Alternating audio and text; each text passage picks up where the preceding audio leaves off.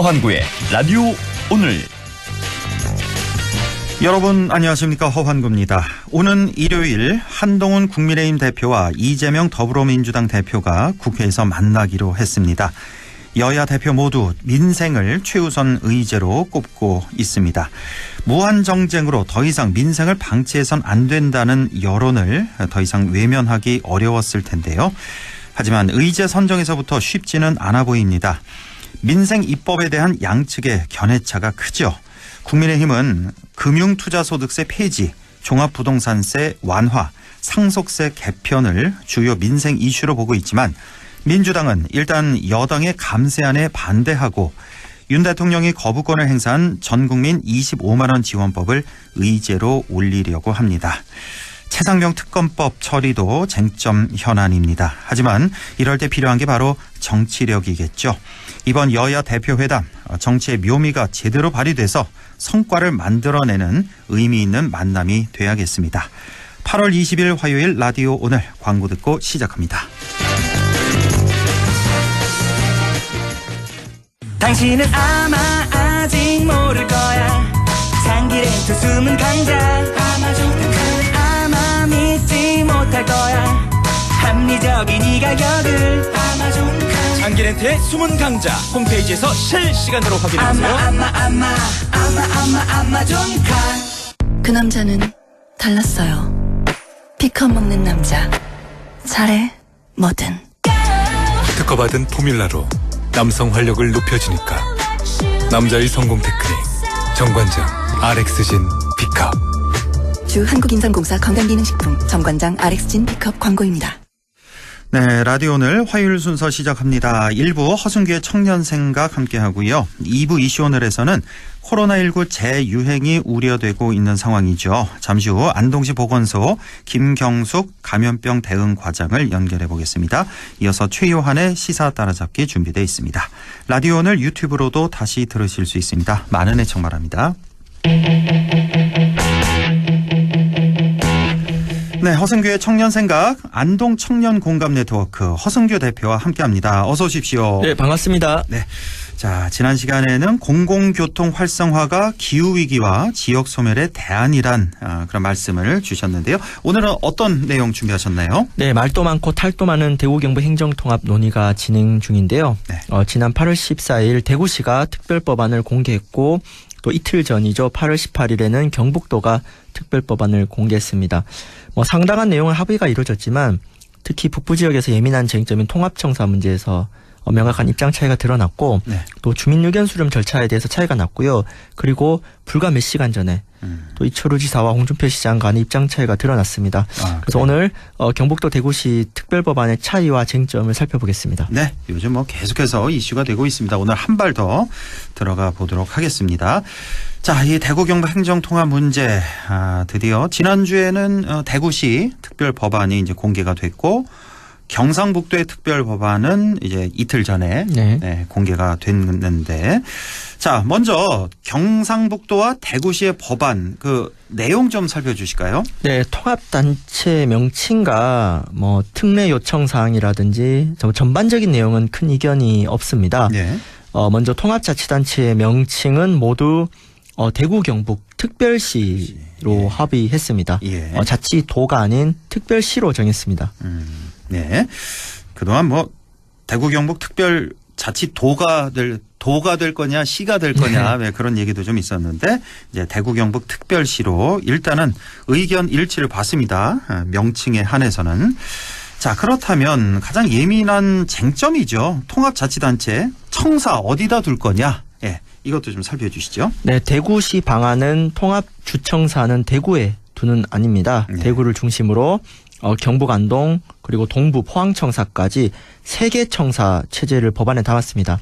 그러니까 대구 경북을 3개의 구역으로 나눠서 대구청사는 대구시를 비롯해서 김천, 구미, 상주, 경산, 의성, 청송까지 12개 시군을 관할하고요. 예. 안동에 위치한 지금의 경북청사는 안동, 영주, 문경, 예천, 영양, 봉화, 울진 7개 시군을 담당하고 포항에 들어설 동부청사는 포항, 경주, 영덕, 울릉까지 4개 시군을 담당합니다.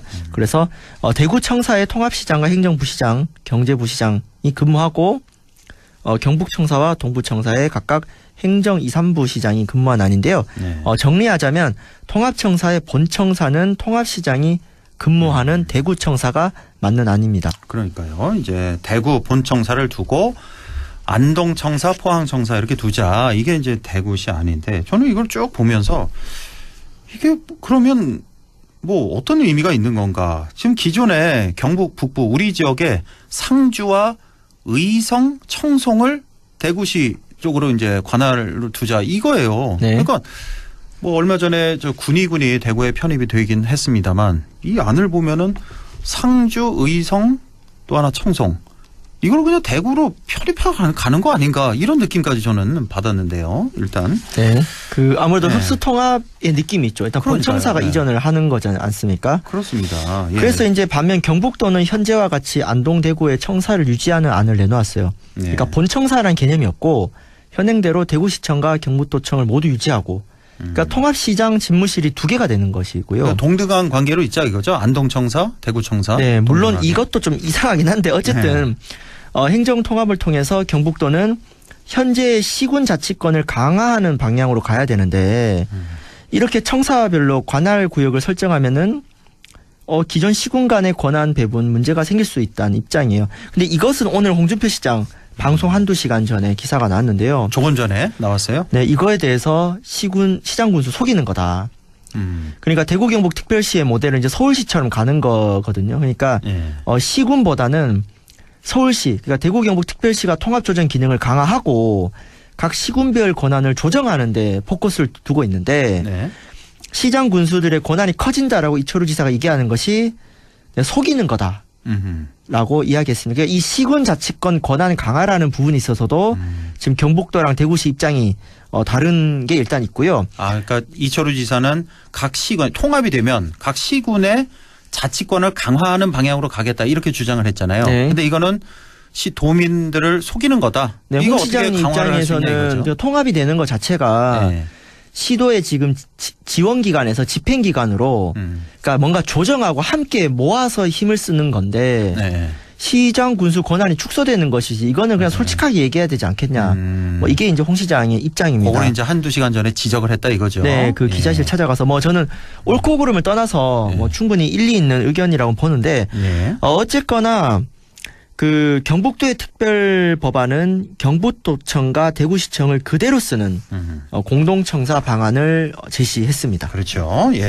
자, 이 문제는 좀 워낙 좀 예민한 쟁점이어서 합의가 좀 쉽지 않아 보이는 상황입니다.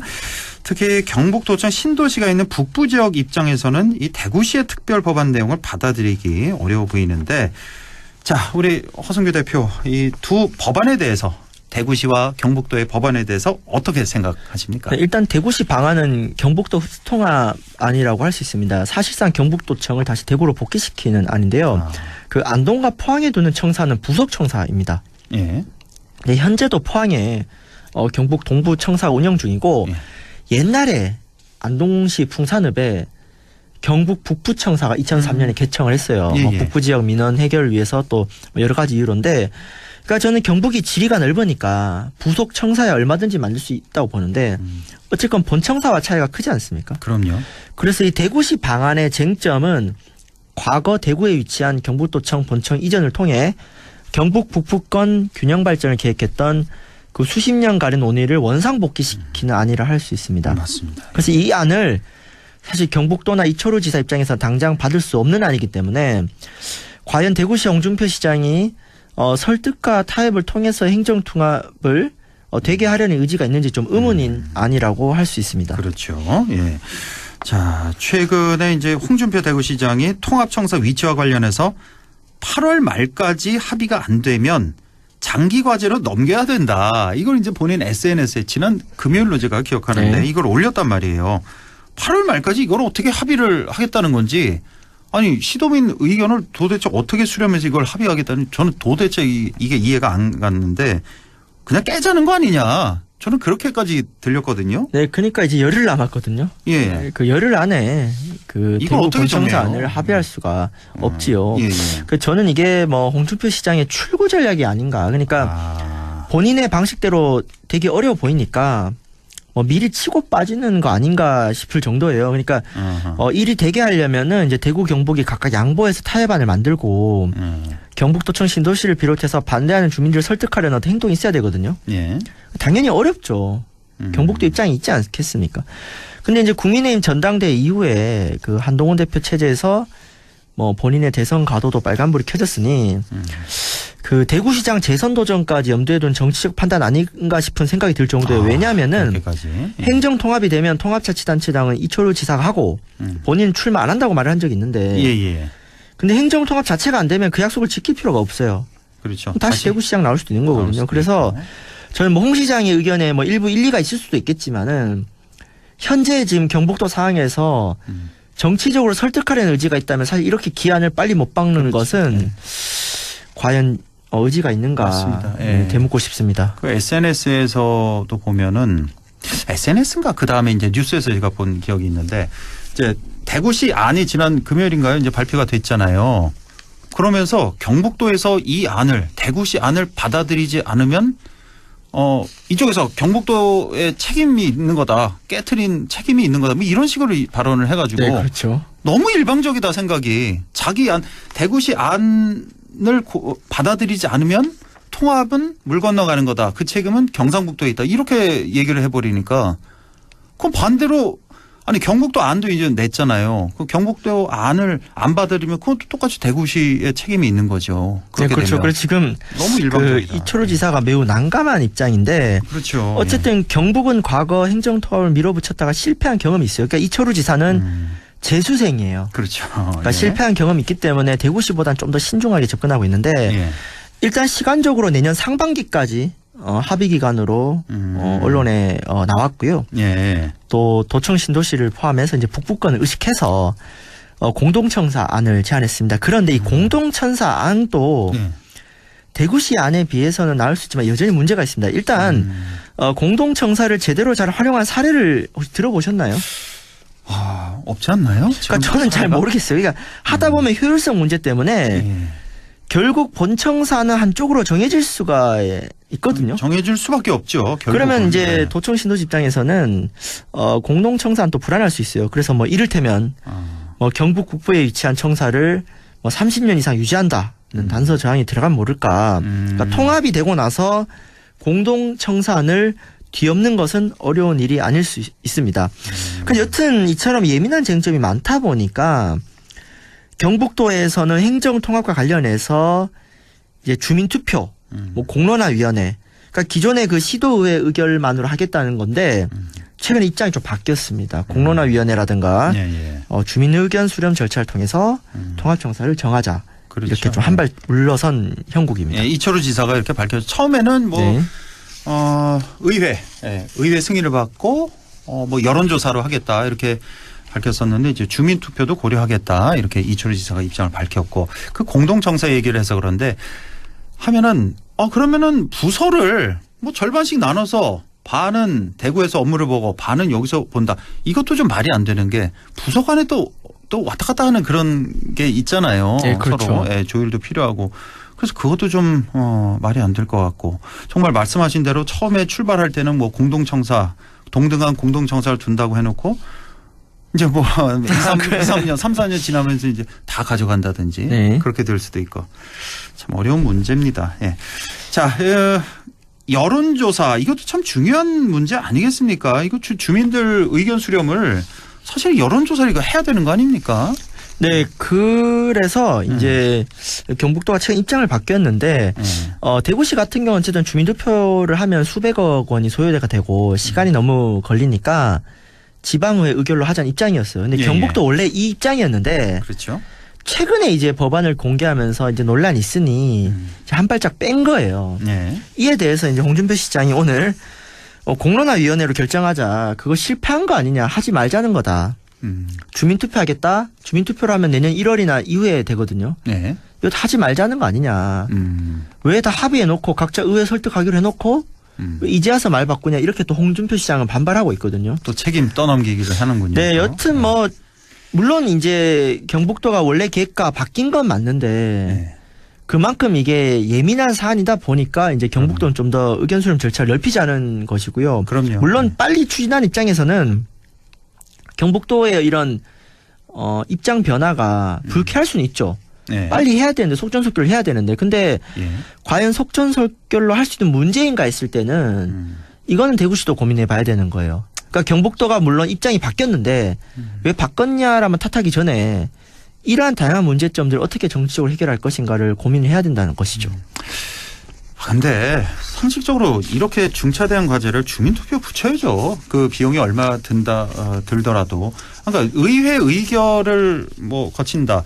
근데 우리 또 대구 경북 의회가 어떻습니까? 일당 독재잖아요.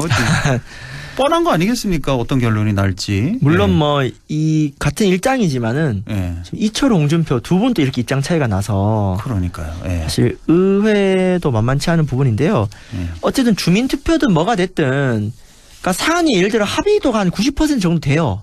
예. 그러면 주민투표 안 거칠 수도 있어요. 예. 근데 과연 지금 대구 경북 행정통합 논의가 그 정도로 무리거나 했을 때 딱 보면 사이즈가 나오는 거 아니겠습니까? 그렇죠. 예. 자, 어쨌든 정리하자면 오늘 현재 경북도와 대구시는 통합청사 문제 이게 가장 첨예하고 주민투표 여부 이렇게 입장 차이를 내고 있는 상황입니다. 자, 마지막으로 앞으로 논의를 어떻게 이끌어 나가야 될지 우리 허승규 대표 어떤 통찰 좀 말씀해 주시죠. 네, 저는 물론 뭐 여러 가지 비판적이지만 찬성하는 주민들 의견도 존중합니다. 다만 최소한의 합의와 기본적인 절차조차 지키지 못하면 논의 자체가 중단될 수 있다고 생각을 하고 일단은 그 행정통합의 우호적인 경북도민들조차 등 돌리게 만드는 대구시의 일방적인 통합 추진과 그리고 이에 제대로 대응 못하는 경북도가 합의를 이끌어내기는 어렵다고 봅니다. 그래서 홍 시장 의견대로 기본적인 합의가 안 되면 장기과제로 전환해서 소모적인 갈등을 중단하고 진정 지역을 위한 행정책이 어떻게 돼야 되는지 토론해야 되는데 제가 중요한 부분 한 가지 짚고 싶은 게요. 예. 지역의 단체장을 뽑는 2018년 지방선거, 2022년 지방선거 둘 다 행정통합 문제가 크게 공론화되지 않았어요. 예. 저는 이게 비겁하다고 봅니다. 그러니까 그래요? 우리 지역에서 행정통합의 의지가 있는 정치인이라면은 지역의 중요한 정치 리더를 뽑는 선거 과정에서 그러니까 가장 많은 주민들이 정치적인 의사결정에 참여하는 선거 과정에서 당당하게 정책과 공약으로 들고 나와야 돼요. 특히 경북도지사 선거는 국민의힘 내부 경선이 더 중요하지 않습니까? 예. 그러니까 이 방송을 혹시 들으시는 차기 경북지사 선거를 준비하는 국민의힘 내부의 정치인들은 행정통합에 대한 입장을 밝히고 치열하게 토론하는 문화를 만들어내지 못하면요. 2020년, 26년 이후에 누가 될지 모르겠어요. 그때 가서 또 행정통합 시작하잖아요. 예. 똑같이 이 문제 반복됩니다. 예. 그래서 지역의 정치인들에게 제안 드리는 것은 비겁하게 숨지 말고 당당하게 행정통합에 대한 입장을 밝히면서 추진하든지 그럴 자신이 없으면 무리하지 마시고 초장기 과제로 논의하자는 것을 전 제안드립니다. 그 이 행정통합 제가 오늘 이거 라디오 대본 쓰다가 네.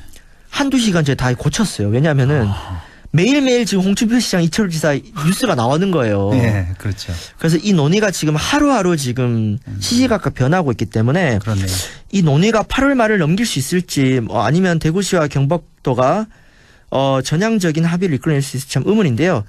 여하튼 우리 청취자 여러분들도 매일매일 시시각각 변하는 우리 행정통합 현안에 대해서 많은 관심과 의견 주시면 좋겠습니다. 네, 대구 경북 통합 문제 허승규 대표 분석 지금까지 들어봤습니다. 안동 청년 공감 네트워크 허승규 대표와 함께했습니다. 고맙습니다. 네, 감사합니다. 라디오 오늘 2부에서 뵙겠습니다.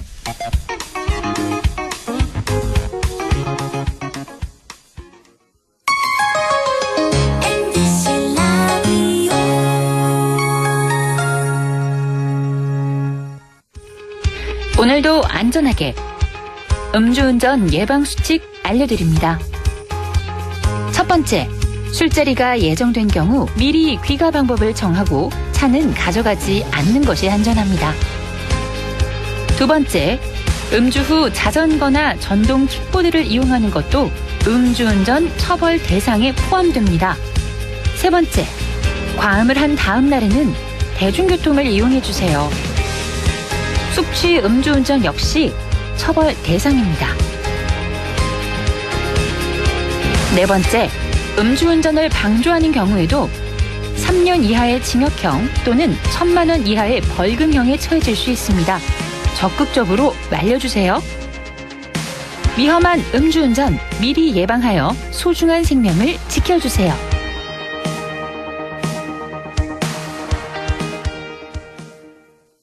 안녕하세요, 강남입니다. 오늘은 멋진 우리 이웃들 한번 만나볼까요? 부지런한 K 사장님 로빈 씨, 오늘 많이 바쁘세요? 한국인은 밥심인데 밥 먹을 시간도 없어요. 할 땐 하는 프로 직장인 로렌 씨, 일하면서 제일 기쁜 순간은? 퇴근할 때?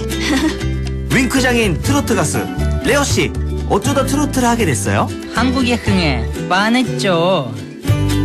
여러분도 이런 멋진 이웃들과 함께 살고 계시죠?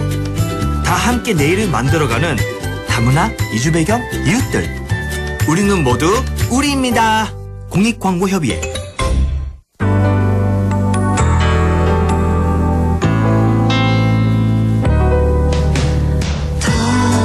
어렵던 날도 많았죠. 우리 함께 한다면 따스함을 느껴요. 사랑이 있어요. 소중한 꿈을 이뤄봐요. 우리 함께 여기 있으니 감동과 사랑 있는 MBC 라디오 문화방송 100.1 MBC 라디오. 네, 6시 26분 50초 지나고 있네요. 이슈 오늘 시작합니다. 코로나19 환자가 늘어나고 있습니다. 재유행이 우려되는 상황인데요. 어떻게 대비해야 할지 안동시 보건소 김경숙 감염병 대응 과장을 연결해 보겠습니다. 김경숙 과장님 안녕하십니까? 네, 안녕하세요. 예, 요즘 많이 바쁘시겠네요. 이 코로나 때문에. 그렇죠. 네. 자, 이게 다시 지금 유행을 해서 긴장감이 상당히 높아지고 있는 상황인데 현재까지 그 현황이 어떻습니까? 네, 질병관리청에 따르면은 오미크론 하위 변종인 KP3 변이 바이러스가 지금 확산되어서 코로나19 입원 환자는 올해 한 6월 말부터 증가 추세로 8월 2주차 입원 환자 수는 한 1,357명으로 올해 들어 가장 높은 수준을 기록하고 있습니다만 예. 중증도와 치명률은 좀 낮은 수준입니다. 예. 표본 감시 대상인 코로나 입원 환자 발생 현황을 보면은 연령별로 65세 이상 전체 입원 환자 수 13,769명의 65.4%인 한 9,000명으로 가장 많은 상황이며 50에서 한 64세가 한 18.2%, 또 19세에서 49세까지가 한 10.2% 정도입니다. 우리 시의 표본 감시 우리 기관은 이제 안동병원, 안동성소병원, 안동의료원 3개소입니다. 예. 자, 아무래도 이제 고령층에서 이제 입원 환자 수가 많다는 거고, 지금 8월 2주차만 보면 전국적으로 보면 1,350명 정도가 입원을 했는데 이 중에서 경북이 365명이네요. 그렇죠? 네, 입원 환자가. 네. 그러니까 지금 경북이 우리나라 전체 인구수 대비하면은 뭐 한 5% 정도라고 보면은, 근데 여기 지금 입원 환자 수를 보니까 한 4분의 1 정도 차지하네요. 굉장히 네. 지금 비율이 높다는 걸 여기서 확인할 수가 있군요. 우리 경북이 상당히 좀 심각한 수준이다. 입원 환자 수만 보자면 그런 걸 알 수가 있고. 자, 코로나19 재확산에 안동시에서는 어떻게 지금 대응하고 계십니까? 우리 시는 코로나19 확산 추세에 따라서 감염병 상시 대응 체계를 강화하여 코로나19 감염 예방 수칙 준수를 안내하고 또한 감염 취약 시설 중심으로 선제적으로 마스크 등 방역 물품을 배부하여 고위험군 보호에 발빠르게 대처하고 있습니다. 네. 또한 코로나19 집단 발생 시에는 신속한 현장 역학 조사를 실시하며 관내 3개 표본 감시 의료기관을 대상으로 유행 상황을 지속적으로 모니터링하고 있습니다. 네. 감기나 냉방병과 증세가 유사해서 상당히 혼동한다고 하는데 이 코로나19 감염이 의심스러울 때 어떻게 해야 될까요? 코로나19와 냉방병은 초기 증상이 유사해서 혼동하기 쉽지만은 냉방병의 경우에는 발열 증상이 없는 것이 코로나와 큰 차이점입니다. 예. 코로나19 감염이 의심스러우실 때에는 마스크를 꼭 착용해 주시고 신속하게 의료기관을 방문하여 진단과 치료 받으실 것을 당부드립니다. 또한 손 씻기, 기침 예절 준수 등 개인 위생 수칙을 잘 지켜주시고 여름철 냉방기를 사용하실 때에는 2시간에 한 번 한 10분씩 환기를 해주시면은 건강한 여름철을 보내시는데 도움이 되겠습니다. 그렇군요. 예, 냉방병의 경우에는 발열 증상이 없다는 거. 코로나는 열이 나지만 요 차이점이 있는 거군요. 자, 코로나 감염이 확실할 때는 그러면 그 다음에는 어떻게 행동해야 되나요? 네, 코로나19 증상이 있으면은 일단 마스크 착용 후에 가까운 의료기관에 방문해서 진료를 받고 증상이 회복이 될 때까지는 좀 충분히 휴식을 취하셔야 합니다. 네. 경증의 경우에는 상급 병원보다는 동네 병의원을 이용하시면은 응급실 감염을 방지할 수 있고 또 특히 65세 이상의 기저질환자 등 고위험군은 중증화의 위험이 있기 때문에 호흡기 증상이 나타나면은 신속하게 의료기관을 방문하여 치료받으시기 바랍니다. 그렇군요. 자, 그런데 최근에 뉴스를 보면은 이 코로나 치료제가 많이 부족하다. 지금 약국에 약이 다 떨어졌다. 이런 보도가 나오거든요. 지금 상황이 어떻습니까? 네, 보통 코로나 확진 시에 일반인들은 증상에 맞는 감기약을 병원에서 처방받으실 수 있고, 고위험군은 박스로비드, 라게브리오 등의 먹는 치료제 처방이 가능합니다. 최근 코로나19 여름철 재유행으로 치료제의 사용량이 한 달간에 한 40배 이상 급증해서 전국적으로 좀 일시적으로 소진되는 경향도 있었지만은 이에 질병청에서 예비비 3천억을 편성해서 먹는 치료제 한 26만 명분을 추가 구매해서 이달 내로 담당 약국에 공급이 될 예정입니다. 이달 내로. 이렇게 되면은 하루에 필요한 치료제 양의 한 3배에서 5배 수준의 재고가 유지되어서 치료제 공급 문제는 이제 안정화될 것으로 저희도 예상하고 있습니다. 이달 내로 약국에 이제 공급할 것이다. 현재는 어떻습니까? 오늘 이 시각 현재 지금 약국에 일반 그 약국에서 이 치료제를 구할 수가 있는 상황입니까? 네, 지금 우리 관내 먹는 치료제 취급을 하는 약국에서도 100%가 다 있지는 않고요. 이제 병원에서 이제 치료 처방이 많은 곳은 좀 많이 소진되어 있는 상태고, 이번 주에 이제 6,000명분이 들어왔고, 다음 주 14만 명분 해서 하여튼 이달 말까지는 26만 명분은 다 이렇게 공급이 될 것 같습니다. 그렇군요. 지금 안동시 보건소에는 혹시 치료제가 있나요? 보건소에서는 치료제는 없습니다. 우리는 이제 거의 경증 만성질환제 처방이 되고, 주로 이제 먹는 치료제는 이렇게 내과 병원, 일단 병의원에서 처방을 하고 있습니다. 환자의 다른 감염력이나 이렇게 처방력을 이렇게 보면서 같이 처방하고 있습니다. 평상시에도 이제 보건소에서는 치료제 처방을 하지 않는 거군요. 치료제가 있지는 않군요. 구비하고 있지는 않는. 네네, 그렇습니다. 담당 병원이나 약국을 대상으로 저희들이 수요 조사를 받고 요청하시는 대로 우리가 약을 공급해드리고 있는 상황입니다. 그렇군요. 예. 자, 이 코로나 예방을 위해서 백신 접종 있잖아요. 이게 받는 게 도움이 좀 될까요? 요즘은 어떻습니까?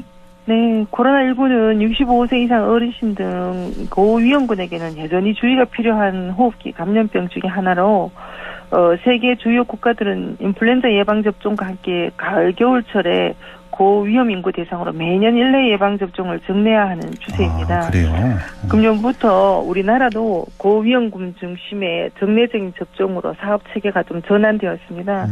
독감처럼 절기별 예방접종이 되어 어르신 인플루엔자 예방접종 시기에 맞춰서 10월 중에 동시 접종을 시작할 예정입니다.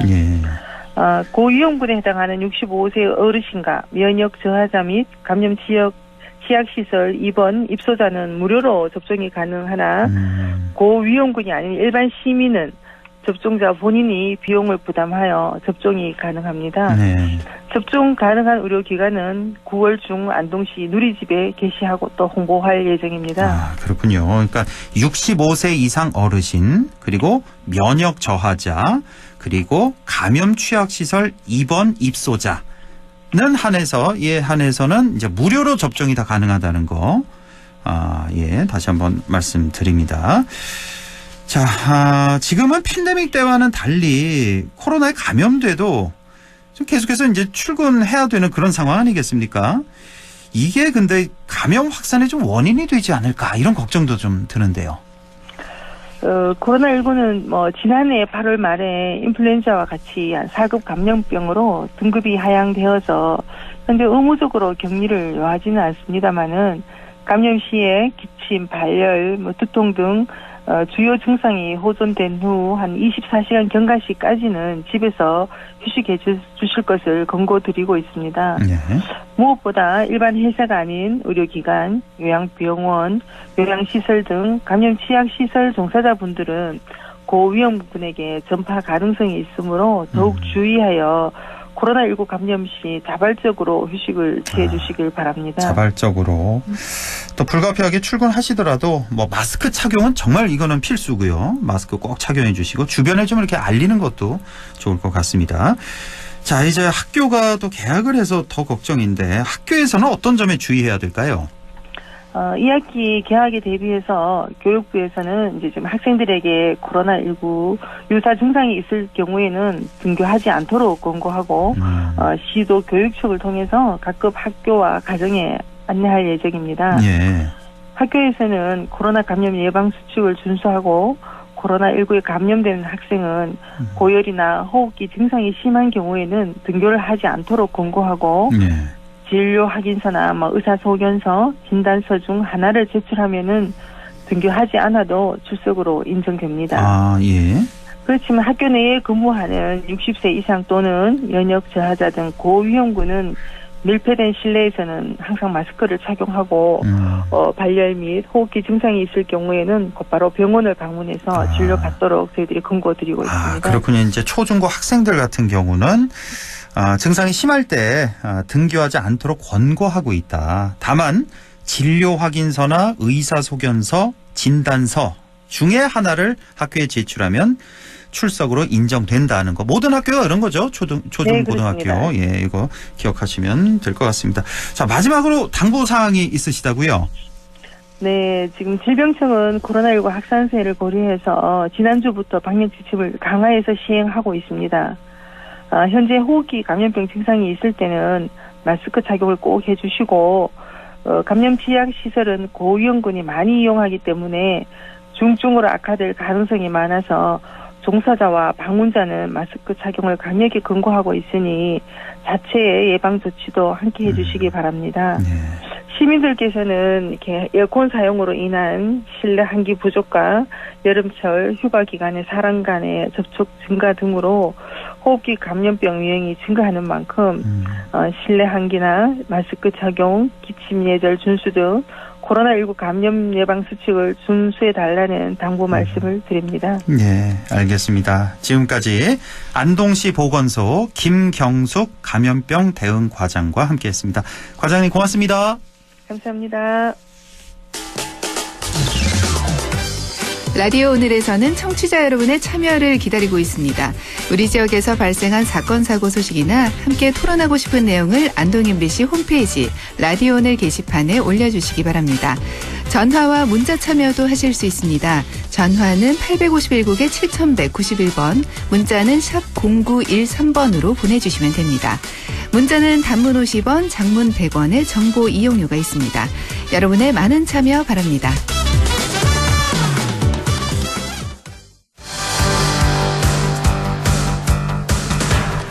네, 최요한의 시사 따라잡기 이어갑니다. 오늘은 방글라데시에서 어떤 사태가 일어났다고 하네요.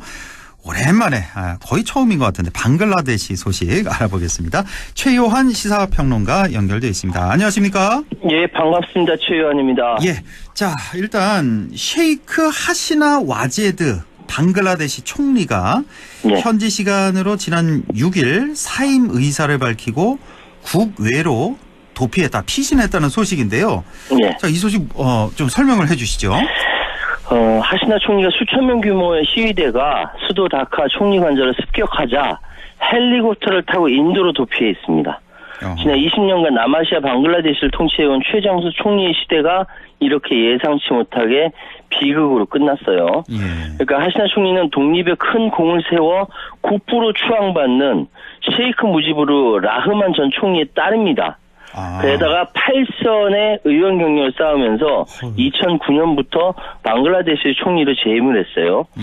재임 기간 동안 방글라데시 경제를 성장시키면서 불과 10여 년 만에 최빈국에서 완전히 벗어나게 하는 성과를 거두었지만 장기 집권을 꾀하면서 스스로 무너진 사례입니다. 그래서 전 세계의 독재자들이 이 방글라데시의 하시나 총리 사례를 보면서 좀 배웠으면 좋겠습니다. 그렇군요. 한 20여 년간 방글라데시를 통치해온 여자분이었군요. 예. 이 하시나 총리가 이제 해외로 도피했다는 그런 소식인데, 자, 공과는 조금 이따 따져보고 우선 하시나 총리가 어떤 분인지 어떤 사람인지 또 어떻게 정치를 시작했는지요.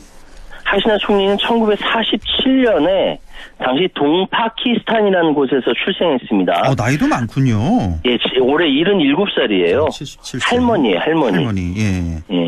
아버지는 초대 및 4대 대통령이자 2대 총리였던 방글라데시의 국부 셰이크 무지부를 방금 말씀드렸고, 어머니 영부인 셰이크 파질라 툰네사 무지브입니다. 이제 이 동파키스탄은 그때 파키스탄의 일부였거든요. 당시에 이제 서파키스탄이 지금의 파키스탄인데 언어, 민족, 문화 모든 면에서 달랐고 심하게 대립했고, 그래서 아버지 무지부르가 독립운동을 펼쳤어요. 그래서 1971년에 동파키스탄은 방글라데시라는 이름으로 독립을 이룩했고요.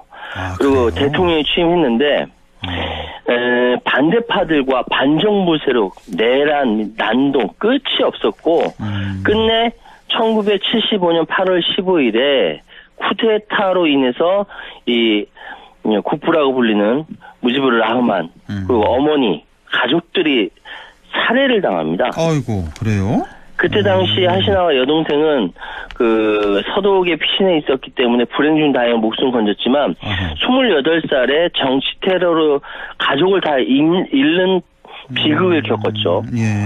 이후에 81년대 방글라데시로 귀국해서 반정부, 군부 독재 정권 타도 이거 외치면서 투쟁하기 시작했고, 91년도에 제대로 된 총선이 치러지기 전까지는 탄압으로 별다른 행보를 보이지 못했습니다.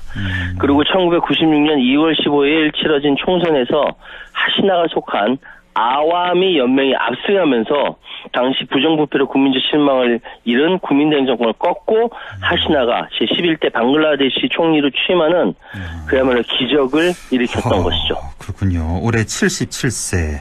자, 정치를 시작하기 전부터 아주 극적인 순간을 그럼 많이 겪은 것으로 보입니다. 이제 시련도 많이 겪고. 자, 두 번 총리를 역임하면서 하시나 총리에 대한 공과 과가 많을 것으로 보이는데요. 좀 하나하나 살펴볼까요?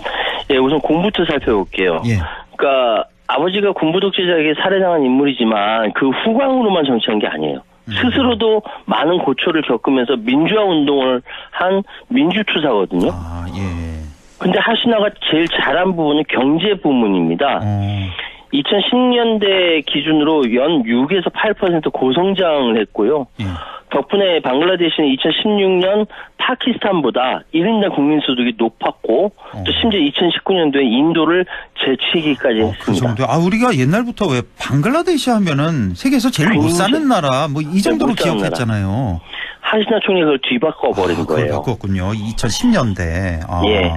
재집권한 2009년만 해도 파키스탄이나 인도 모두의 1인당 GDP가 뒤지는 것을 넘어서 이제 겨우 극빈국을 겨우 면하기 시작되었는데 굉장히 찢어지게 가난했죠. 불과 10여 년 만에 완전히 최빈국에서 벗어난 것은 말할 것도 없고 인도와 파키스탄 비교했을 때 국가 간 관계 완전히 역전됐어요. 그러니까 1인당 GDP가 2022년 2,688.3달러.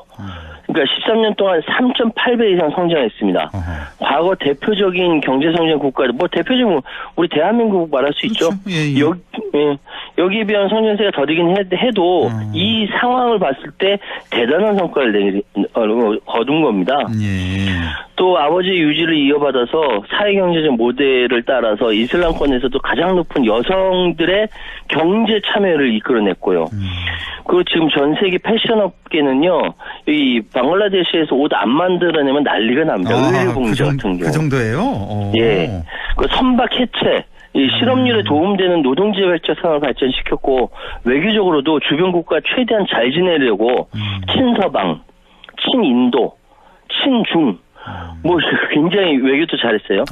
경제적 실익도 얻고 그 제조업 비율을 착실히 늘렸지만 안정적인 성장률을 유지할 수 있었습니다. 그리고 기후 변화에 굉장히 영향을 많이 받는 방글라데시인데 굉장히 이제 뭐 친환경적인 환경 정책으로 세계적으로 칭찬도 받고 특히 2017년에는 거의 100만 명의 로힝야 난민들이 미얀마 군부의 학살 사태에 피해서 방글라데시 대거 입국하자 그들에게 피난처도 제공하고 뭐 식수도 제공하고 뭐 하면서 세계의 찬사를 받았습니다. 그렇군요. 뭐 1순위로는 경제 부문, 경제를 많이 성장시켰다는 걸 들어주셨고, 자 지금 뭐 해외로 도피, 망명길에 올랐다는 건 그만큼 과가 더 크다는 얘기일 텐데 어떤 과가 있었을까요? 크게 세 가지가 있습니다. 첫 번째로는 권위주의적 통치, 두 번째로는 학살, 세 번째는 부정부패입니다. 네, 뭐 하나하나 보면 다 살벌하죠. 이 권위주의적 통치부터 보면은 하시나가 집권 후 한 일 중 하나가 뭐냐면 자신의 아버지를 죽인 사람들 체포해서 사형시킨 일. 아, 그래요? 네. 아버지 지지했던 사람들은 속이 시원했겠지만 하여튼 또 하시나 정권을 반대하는 반정부 성향의 시위를 무력 진압하고 이 내용을 또 무력 진압했다는 걸 SNS에 올리면 그걸로 체포하고요. 각종 야당들이 야당 지도부가 형사사건에 휘말려 체포된 경우도 많았고요. 2009년 이래 안보기관이 연루된 실종사건, 우리나라로 치면 뭐 옛날에 안기부 뭐 이런 거죠. 실종사건 600건 이상이라고 합니다. 2018년도엔 디지털보안법이라는 걸 만들었는데, 일단 공식적인 이 내용은 인종차별, 종파주의, 테러 선전 이런 거 음란물 확산 방지 이렇게 하지만 사실은 정부를 비판한 언론의 재갈을 물리는 것에 지나지 않다고 합니다. 2023년 언론자유 지수가 180개국 중 방글라데시 165위예요. 그래서 이거 디지털보안법 중단하라고 유엔에서 이렇게 그 의견을 전달하게 되는데 그대로 유지했다는 거 아닙니까? 그러니까 망신 나간 거죠. 근데 이번에 쫓겨난 게 방글라데시가 지난 1월 7일 날 총선이 있었거든요. 그때 대대적으로 야권을 탄압을 했습니다. 그때 여파가 계속 시위가 벌어지면서 지금까지 이어진 거거든요. 그렇군요. 이게 그때 인권단체에 따르면 그때 총선 때 탄압당하고 체포된 야권 지도자 당원 등이 최소 1만 명이 넘는다라는 얘기가 있네요. 아주 권위주의적인 공포 정치를 했다 한마디로. 그렇죠. 우리 옛날에 6, 70년대 우리나라 생각하면 될 것 같습니다. 그 다음에 이제 학살을 들고 오셨는데 학살 사건이 있었나 보네요. 이 하시나가 이제 독립유공자 자녀들에게 공무원 자리를 30% 할당하려다가 이 취업난에 시달린 청년들이 반발하면서 반정부 시위를 벌였거든요. 여기다가 하시나 총리가 실탄 발포를 명령했어요. 와, 80년 광주네요. 네, 맞습니다. 맞아요. 그때 발포 명령 나오고 300명이 죽었다고 합니다. 또 2차 시위가 벌어졌는데 2차 시위에는 990명이 죽었고요. 지금 총 사망자가 2,000명에 달한다 이런 얘기가 있거든요. 이렇게 되면 하시나 총리 물러나야 되는 게 정상이잖아요. 그럼요. 근데 이걸 뭐라고 얘기하면 자신도 과거에 대학생 민주화 운동가였다. 시위대를 살해한 것은 시위대 가운데 숨어 있었던 야당이 그런 거다. 이게 군경이 시위대 조준 사격하고 차량으로 시위대 밀어버리고 이거 동영상으로 다 찍었거든요. 다 나왔어요. 특히 사망자 가운데 어린 아이들도 있었다는 거예요. 32명의 어린이가 죽었다고 합니다. 많이 죽었네요.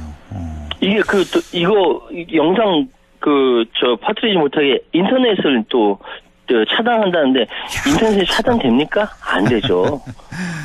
VPN으로 따로 이렇게 퍼진 거죠. 이 동영상에 나왔는데도 아니래요. 막 그거 고집하고 그러다 보니까 여당 지지자들조차 등 돌리고 든든하게 후원해주던 군부까지 미묘한 등 돌리는 자세가 나오니까 이거 하시나 총리의 몰락계 얘기가 된 거죠. 이런 또 어마어마한 학살 사건이 있었고 여기에 또 뒤따르는 게 부정부패 아니겠습니까? 그러니까 진짜 너무 어이가 없는 게 방글라데시 보통 가사 도우미 월급이 우리나라 돈 한 15만 원 정도 됩니다. 110달러. 셰이크 하시나 총리 집에서 가사 도우미 재산이 밝혀졌는데 그 재산이 무려 3,022만 달러. 우리 돈으로 410억 원이나 된다라는 거예요. 가사 도우미가 410억 원을 갖고 있다고요? 와. 이 가사 도우미 주 임무가 물을 깃고 따르는 일이래요. 그 별명이 물이랍니다. 그럼 가사 도우미가 410억 원을 이렇게 먹었으면은 총리와 그 총리 주변은 어느 정도라는 겁니까? 하여튼 더 이상 정권을 유지하기 힘들게 된 거죠. 그렇군요. 그래서 결국은 이제 해외 도피에까지 이르게 된 건데. 자, 그런데 뭐 이런 과정에서 여기 뭐 미국이 좀 개입돼 있다? 뭐 이런 얘기가 있네요. 도피한 후 첫 메시지가 내가 이렇게 도피하게 된 건 미국 탓이다. 이렇게 얘기를 했습니다. 자신을 추천한 배우가 미국이라는 거죠. 하시나 총리가 이제 첫 메시지에서 1월부터 미국이 제안이 있었는데 그게 뭐냐, 벵골만 북동부 섬 세인트 마틴과 벵골만은 미국한테 넘겨라. 그랬답니다. 만약에 넘겼으면 자기는 권세 그대로 있었을 것이다. 또 지난 5월에도 하시나 전 총리는 방글라데시에 기독교 국가를 만드는 백인의 음모가 있다. 여기 그 이슬람 국가거든요. 이렇게 주장을 했어요. 이 주장을 했는데 계속 주장을 하니까 그럼 미국이 뭐라고 얘기해야 되는데 미국은 별다른 입장 밝히지 않고 있는 겁니다. 무시 전략으로. 왜냐하면은 그런 적 없다라는 거죠. 뒤에 진짜 뭐 미국이 있는 거 아닌지 모르겠네. 또 말씀 들어보니까. 하여튼 뭐 이렇게 주장을 했습니다. 자, 이 하시나 총리 인도 망명 이후에 방글라데시는 지금 뭐 방화, 약탈 등등 해서 뭐 혼란이 아주 극심하다고요. 그러니까 이제 하시나 총리 관저로 전국적으로 막 몰려가지고 관저 막 몰려오니까 결국은 헬기 타고 도망을 갔거든요. 그리고 관저가 막 이렇게 막 불타고 막 약탈하고 냉장고 뒤지고 막 그랬대요. 막 사람들 거기 사진 찍고. 그래서 막 하시나가 하시나 총리가 인도로 도피했다는 걸 나중에 알려지니까 수십만의 사람이 거리에 쏟아져나서 깃발 흔들면서 막 박수 치면서 와, 이겼다라고 했는데 그 사람들이 다 폭도가 돼버린 겁니다. 아이고. 이 하시나 정부와 정당의 상징 공격하고 여러 건물 약탈하고 불 지르고. 여당의 주요 사무실, 그 친정부 TV 방송국도 불태우고, 그 방송 다 중단됐다고 합니다. 그러니까 이걸 방화와 약탈 등 혼란이 가중됐다라고 보는 시각도 있는데, 또 다른 시각은 응징했다라는 시각도 있는 거예요. 하시나 재임 15년 동안 그 밑에서 충성을 다했던 방송국들, 여당 지도자가 소유한 호텔, 응징했다 이런 시각도 있습니다. 그렇군요. 한 시간 1분 정도 남았는데 오늘 말씀 마무리해 주실까요? 뭐 어쨌든 지금 뭐 남아 있는 이런 그 하시나 총리와 그 고위관리에게 방글라데시 정부 당국이 기소했다라는 거, 그리고 이제 유엔 인권 침해단이 이번 주에 그 조사단을 파견한다는 거, 그리고 조만간에 이제 그 하시나 총리 도피 후 대법원장 등 고위법관 10명이 사임했다는 소식까지 들어와 있습니다. 이번에 총선이 벌어질 것 같은데 총선이 제대로 잘 벌어져야, 잘 치러져야 방글라데시의 향후 민주주의의 척도가 될 수 있겠다라는 생각이 드네요. 그렇군요. 방글라데시 지금 상황을 보니까 예전 우리나라 상황 보는 것 같아서 맞습니다. 좀 안타깝네요. 자, 오늘 최요한 시사평론가와 함께 그 방글라데시 소식 알아봤습니다. 고맙습니다. 감사합니다.